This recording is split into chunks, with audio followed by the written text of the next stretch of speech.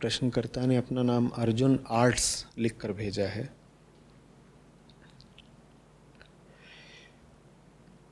कह रहे हैं कि आप कहते हैं कि महिलाओं का कमाना उनकी आंतरिक और भौतिक प्रगति के लिए ज़रूरी है, पर हमारी प्राचीन देवियाँ जैसे माँ सीता, देवी अनुसुईया, यहाँ तक कि साध्वियाँ जैसे मीराबाई भी कभी कमाती तो नहीं थीं, तो क्या वो सब गलत थीं?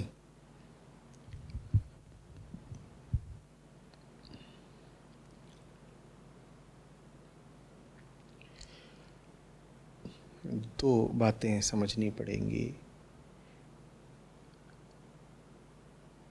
पहले ये कि मैंने कहा कि किसी भी व्यक्ति को किसी भी दूसरे व्यक्ति पर आश्रित होकर के नहीं जीना चाहिए। जीवन का उद्देश्य ही है आज़ादी। और कौन सी आपको आंतरिक आज़ादी मिलेगी अगर आप बाहरी तौर पर ही अपनी रोटी पानी के लिए भी किसी और पर आश्रित हैं। यही बात महिलाओं के संदर्भ में मैंने कही कि उम्र के पहले हिस्से में आप पिता पर आश्रित रहती हैं, उसके बाद आप पति पर आश्रित हो जाती हैं, और कई बार उम्र के आखिरी पड़ाव पर आप अपने बेटे बेटियों पर आश्रित हो जाती हैं। ये बात बिल्कुल ठीक नहीं है। ख़ास तौर पर पति पर आश्रित रहना, ये कह करके कि मेरा काम तो घर पे रहना और घर चलाना है। तो इसलिए मैं बार बार प्रोत्साहित करता हूँ, निवेदन करता हूँ कि बहुत ज़्यादा नहीं तो कम से कम इतना आप ज़रूर अर्जित किया करें कि आपको अपनी रोटी किसी से मांगकर न खानी पड़े। और भी कारण है। घर में जो लगातार बैठा हुआ है वो घर में कैद सा है, उसका फिर दुनिया से संपर्क टूट जाता है। पता चलना बंद हो जाता है कि ये संसार वास्तव में चलता कैसा है। जब आप बाहर जाकर के काम करते हैं तो आपको दुनिया की खबर लगती है। अर्थ क्या है, रुपया, अर्थव्यवस्था कैसे चलती है, व्यापार कौन सी चीज़ है, पैसा आता कहाँ से है, संस्था क्या चीज़ होती है, कंपनियों की व्यवस्थाएं कैसे चलती हैं। जब आपको ये सब बातें पता चलती हैं तो उससे आपकी मानसिक तरक्की भी होती है। तो इन कारणों से मैं कहा करता हूँ कि पति पर आश्रित न हो। पति भी एक साधारण इंसान ही है, वो कोई आध्यात्मिक रूप से मुक्त पुरुष तो है नहीं। और जो भी इंसान एक साधारण संसारी होगा उसमें स्वार्थ लोलुपता भी होगी, उसमें लालच भी होगा, और वो अपने हर काम में, अपने हर रिश्ते में अपना फ़ायदा भी ज़रूर गिनेगा।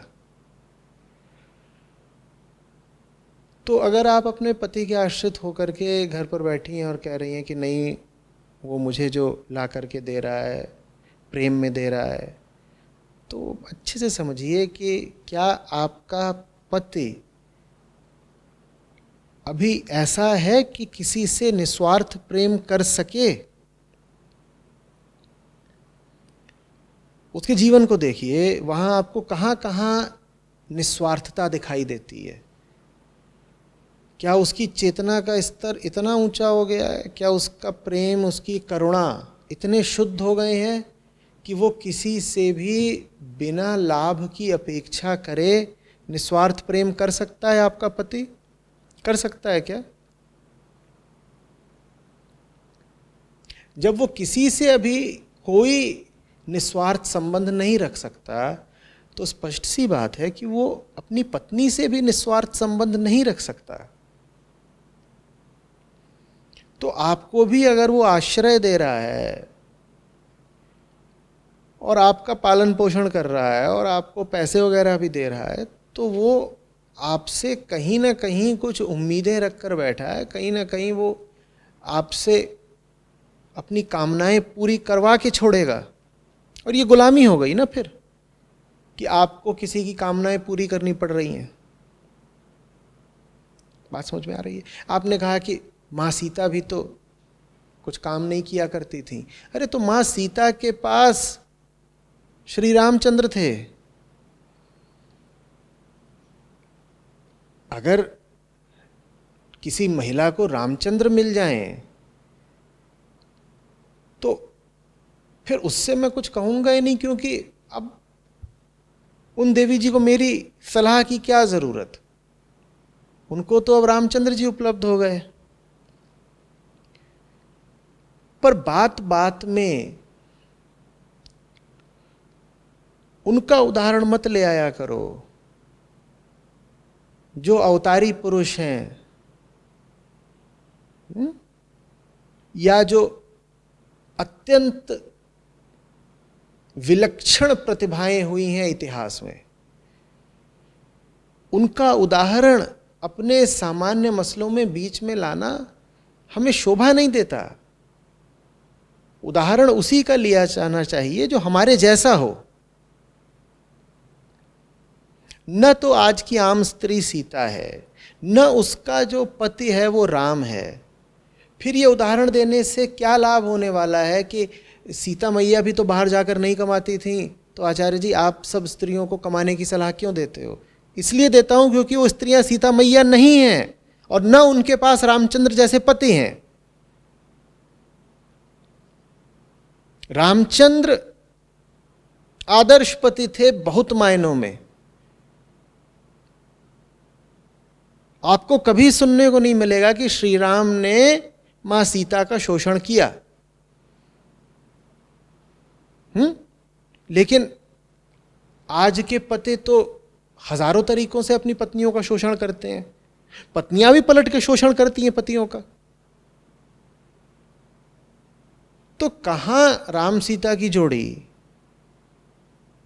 और कहां ये आज के चिमटे और हथौड़ी? क्या तुलना कर रहे हो?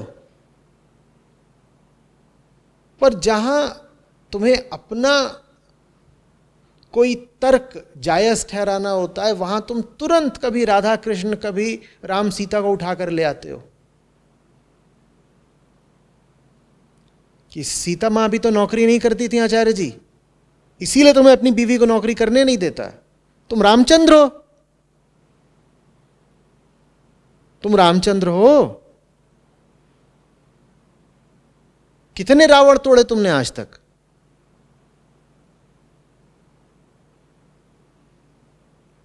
चलो तुम उत्तर प्रदेश से और लंका तक पैदल जाकर दिखाओ जरा। चलो तुम जो दुनिया का सबसे मजबूत ताकतवर देश हो, उस समय का सुपर पावर, उसके खिलाफ जनजातीय लोगों की एक सेना बनाकर जीत हासिल करके दिखाओ जरा। रामचंद्र जी ने तो बिल्कुल यही करा था। उस समय का जो सुपर पावर था, कौन? लंका। उससे जाकर के भिड़ गए थे, वो भी किसकी सेना बनाकर? वो सब जनजातीय लोगों की सेना बनाकर। उनमें से कुछ लोग ऐसे थे जो वानरों को पूजते थे, कुछ थे जो रीछों को, भालुओं को पूजते थे, कुछ प्रकृति के अन्य तत्वों के उपासक थे। वो सब जंगल में रहने वाले लोग थे। तो उन्होंने उन सब लोगों को लिया, संगठित किया और सेना ही बना दी, और सेना बना करके वो सीधे फिर सुपर पावर से लड़ गए और जीत भी हासिल कर ली और छुड़ा लाए अपनी सीता को। और उद्देश्य फिर सिर्फ ये भी नहीं था कि अपनी पत्नी भर को वापस लाना है, उद्देश्य ये भी था कि धर्म की स्थापना करनी है। तुम हो रामचंद्र जैसे क्या?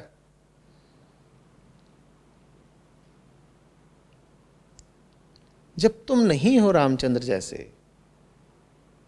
तो ये तर्क क्यों दे रहे हो कि जब रामचंद्र जी की पत्नी नौकरी करने नहीं जाती थी तो हम अपनी पत्नी को नौकरी क्यों करने दें? ये बेहुदा तर्क है। ये तर्क दे करके जानते हो तुम्हारा अहंकार कर क्या रहा है? तुम्हारा अहंकार तुम्हारी तुलना श्री राम से करवा रहा है। इतने बड़े अहंकारी हो तुम कह रहे हो कि जब श्री राम ने अपनी पत्नी से नौकरी नहीं करवाई तो मैं कोई श्री रामचंद्र से कमजोर हूं क्या? मैं भी तो अवतारी आदमी हूं, वो होंगे विष्णु के अवतार, मैं भी पीछे पीछे हूं ही, विष्णु का 51वां अवतार मैं ही हूं। यह है तुम्हारा अहंकार। बात समझ में आ रही है?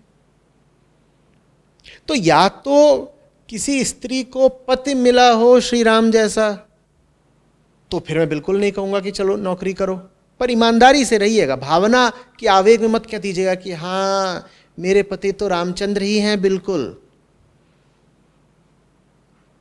वो भावना के आवेग में तो सब स्त्रियों को अपने पति राम और कृष्ण ही लगते हैं। वो तो बाद में पता चलता है कि मामला कुछ और था। या फिर लिख रहे हो कि मीराबाई जैसी साध्वियां भी तो कभी कमाती नहीं थी। या तो स्त्री के पास हो राम जैसा पति तो मैं कुछ नहीं बोलूंगा, या फिर स्त्री मीराबाई जैसी हो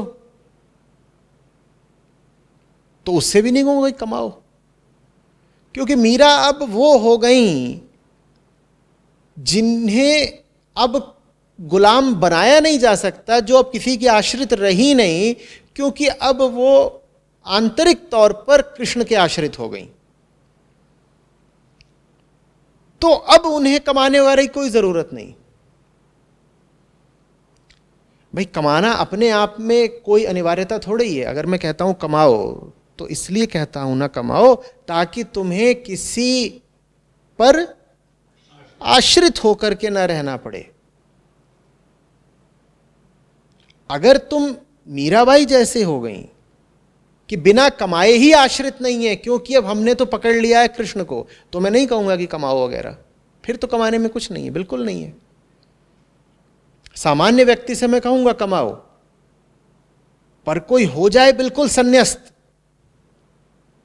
और जाकर के बैठ गया हिमालय की गुफा में ढोंग करते हुए नहीं, क्योंकि वास्तव में अब उसे उस जगह की शांति से प्यारा और कुछ है ही नहीं।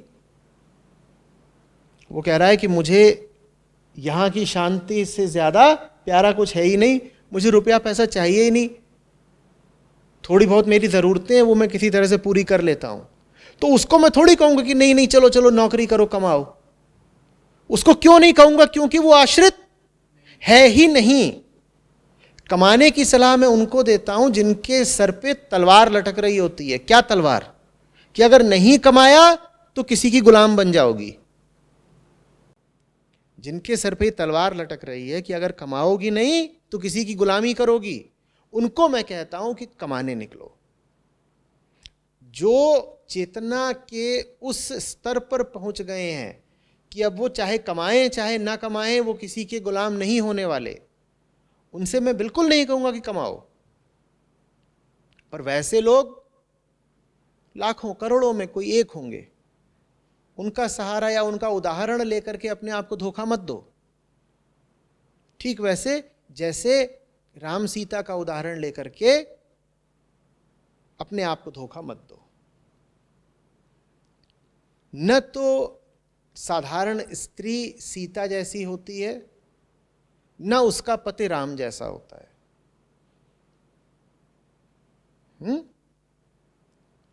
और जो तुम हो नहीं वो जबरदस्ती अपने आप को मान करके तुम अपना अहित ही करते हो। सारा अध्यात्म, फिर याद दिला रहा हूं, किस लिए है? मुक्ति के लिए है। और मुक्ति पानी सबसे मुश्किल तब हो जाती है जब एक गुलाम आदमी अपने बारे में ये कल्पना बैठा ले कि मैं तो आजाद हूं, मुक्त हूं। मुक्त होना जितनी ऊंची बात है, गुलाम होते हुए भी मुक्ति की कल्पना करना उतनी ही ओछी बात है। ज्यादातर लोगों की रुचि, ज्यादातर लोगों की अभीप्सा मुक्ति की नहीं होती। जानते हो किसकी होती है? वो भीतर ही महसूस करना चाहते हैं, इस कल्पना का रस लेना चाहते हैं कि हम भी तो मुक्त हैं, हम भी तो मुक्त हैं। तो तुरंत बोल देंगे अरे मैं राम हूं, स्त्रियां बोल देंगी अरे मैं भी तो सीता हूं। सीता माता थोड़ी जाती थी जॉब करने, तो मैं क्यों जाऊं जॉब करने? फिर सीता माता ऐसी भी थी ना कि आग से होकर गुजर गई। आप भी गुजर के दिखा दीजिए।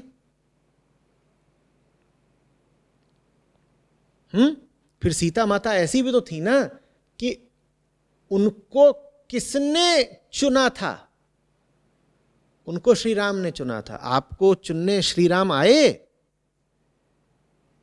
आप अगर कह रही हैं कि जब सीता जी नौकरी नहीं करती थी तो मैं भी क्यों करूं, तो ये भी तो देखिए ना कि सीता जी इस योग्य थी, इतनी सुपात्र थी कि उनका वरण, उनका चुनाव स्वयं श्री राम ने करा था।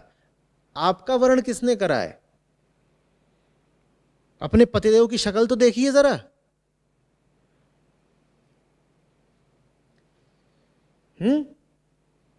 अपने आप को धोखे में मत रखिए।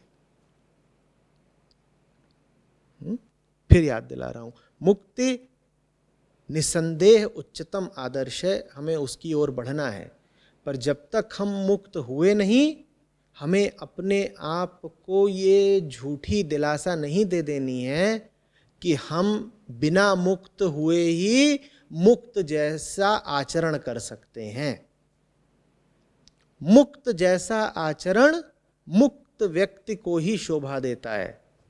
गुलाम आदमी ऐसा व्यवहार करने लग जाए जैसे मुक्त है, तो उसकी गुलामी सदा के लिए स्थापित हो गई।